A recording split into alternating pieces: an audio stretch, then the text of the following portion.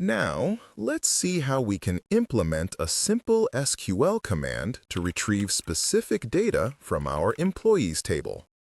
The goal of this query is to select the first and last names of employees who belong to the sales department. So, we start with the select statement, where we specify the columns we want to retrieve, first name and last name. Then, the from clause tells SQL Server to pull this information from our employees table. Next, we apply a where clause to filter the results. Here, we check that the department column matches sales. This is crucial because it ensures we're only pulling the relevant records, which helps improve efficiency by eliminating unnecessary data retrieval. Now, it's essential to consider the potential impact of indexing on this query. If there's an index on the department column, the SQL Server Optimizer can quickly find the relevant records, speeding up our query execution significantly. If no index is available, though, SQL Server might end up scanning the entire employees table, which can be pretty time-consuming, especially as the dataset grows. So, this straightforward example really reinforces the importance of structuring our queries effectively and being mindful of database indexes. The donut chart, titled Key Concepts in Query Execution Essentials, quantifies the relative emphasis placed on each stage. Execution is 30%, optimization checks in at 25%, parsing at 20%, indexing follows at 15%, while join strategies and error handling each take up the last 5%. This distribution really highlights that three core stages, parsing, optimization, and execution, account for a whopping 75% of the visual weight. So, this tells us that most of the effort and attention in query processing is concentrated right there. Now, taking a closer look, execution, being the largest single slice at 30%, underscores that runtime behavior and actual data retrieval are really the dominant factors affecting performance.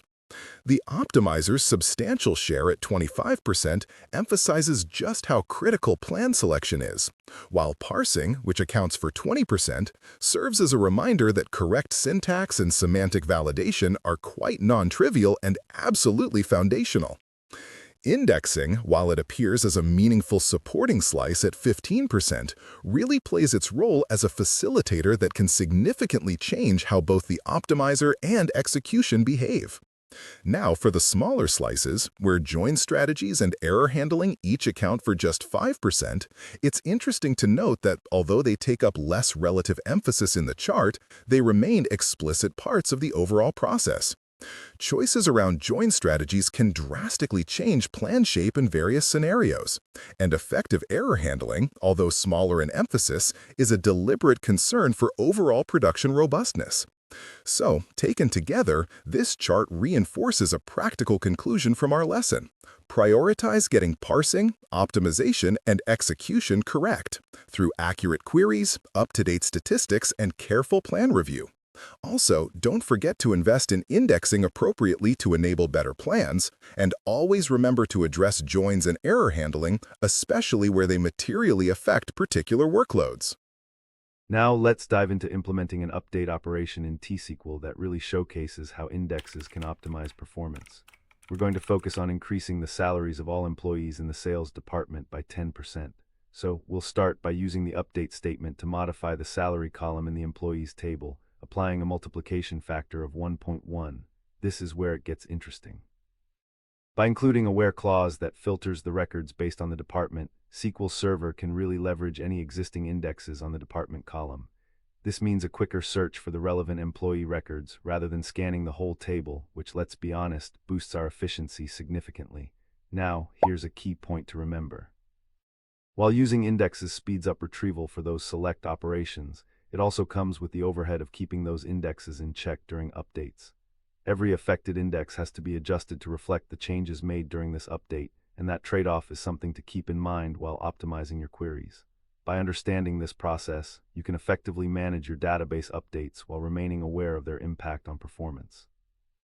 Plus, if you review the execution plan in SQL Server Management Studio, you'll get valuable insight into how SQL Server executes this update, helping you pinpoint areas that might need a bit of extra optimization. Next, we're going to write a SQL query that demonstrates how to retrieve employee names along with their corresponding department names using an inner join. In this example, we're going to select the first name and last name of the employees, as well as the department name from the respective tables, employees and departments. So, the inner join clause connects these two tables based on a common column, which in this case is the department ID. This join condition ensures that only records with matching department IDs from both tables are returned, and that's essential because it allows us to fetch related data seamlessly and efficiently. Now, to maintain clarity and brevity in our SQL statement, we'll reference the tables with aliases. Let's use E for employees and for departments. When we execute this query, we're instructing SQL Server to follow the defined join condition to retrieve the relevant data, thus presenting a comprehensive view of our employees and their assigned departments in a single result set. This really showcases the power of join operations in SQL for aggregating and relating data across different tables, which significantly enhances our data retrieval capabilities in relational databases. Now let's see how we can enhance query performance by creating an index on the department ID column in the employees table.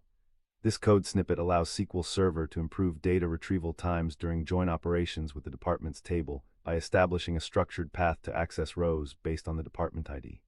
When you create an index, what happens is SQL Server generates a sorted list of the values in the index column, which enables quicker lookups. Specifically, with an index on department ID, SQL Server can perform an index seek instead of a full table scan, which, you guessed it, helps avoid excessive resource usage. This strategically optimizes how SQL Server retrieves matching rows during join operations, significantly improving query response times. However, it's also essential to recognize that while indexes can boost read performance, they may introduce some overhead during data modifications, such as insert, update, or delete operations, because SQL Server will need to maintain that index too. So, adding indexes must be balanced with the overall needs for data modification to ensure optimal database performance. In subsequent analyses, make sure to regularly reassess execution plans to evaluate the impact of these indexes as your data grows and changes. Now let's take a look at how we can aggregate data using the group by clause in T-SQL. This is particularly effective for summarizing information, like calculating total salaries by department. The code selects the department ID alongside the sum of the salary for each department, which gives us a clear view of total compensation distributed across the various departments in our organization. When this query executes, SQL Server efficiently processes all employee data as a single set rather than going through each row individually. This really showcases the power of set-based operations. Now, it's important to note that if there's an index established on the department ID column, SQL Server can optimize this aggregation and quickly access the distinct department entries. This means we're managing resources more effectively and reducing execution time, allowing us to retrieve the data in a much more performant way. By using the grouping function, we not only enhance the clarity of our data reporting, but also capitalize on SQL Server's capability to handle large datasets efficiently. Thus, this operation reflects both the elegance and efficiency integral to T-SQL programming. Now let's explore an essential aspect of SQL execution: robust error handling during transactions, specifically using a try-catch block. This handy structure helps us manage potential errors gracefully while keeping our database in a consistent state. So within our try block, the first thing we do is start a transaction. This step is crucial because any changes made inside this transaction rely on its successful execution. For instance, let's say we execute an update operation to increase the salary of all employees in a specific department. If this operation goes through without a hitch, we then commit the transaction, effectively solidifying those changes in the database. But what happens if an error occurs? Maybe there's a deadlock or an unavailable resource. Control shifts to our catch block. Here we roll back the transaction, reverting any changes made during that transaction. This is vital as it helps maintain data integrity. Additionally, we print an error message, which is super helpful for developers as it provides useful feedback for troubleshooting issues. This implementation really enhances the reliability of your SQL operations, ensuring users have a smoother experience even when things go wrong. Finally, let's demystify the execution plan analysis process. Understanding the execution plan is like reading the blueprint of various operations that SQL Server undertakes to retrieve and manipulate data. By using the actual execution plan feature in the Management Studio, you can see a visual representation of every step SQL Server takes during execution. You may encounter several icons indicating different operations, such as table scans, index seeks, and joins. Each of these has cost estimates attached, which show how SQL Server calculates resource and execution time needed for each operation. If you notice that a particular operation has a high cost associated with it, like a clustered index scan rather than a seek, it's a clear indication that your query or index design might need some optimization. Here's where you can make strategic decisions about query structure and indexing strategies to improve overall performance. In summary, understanding the query execution process within SQL Server's relational engine, like how queries are parsed, optimized, and executed, equips you with the skills to write efficient T-SQL code. By appreciating how different operations affect performance, you can really boost the effectiveness of your database tasks. So, keep tinkering with your queries and don't shy away from using execution plans. They're fantastic for deepening your insights. With a bit of time and practice, you'll find yourself becoming quite proficient at both writing and optimizing your SQL code, making sure your applications run smoothly and efficiently, like a well-oiled machine. Happy querying!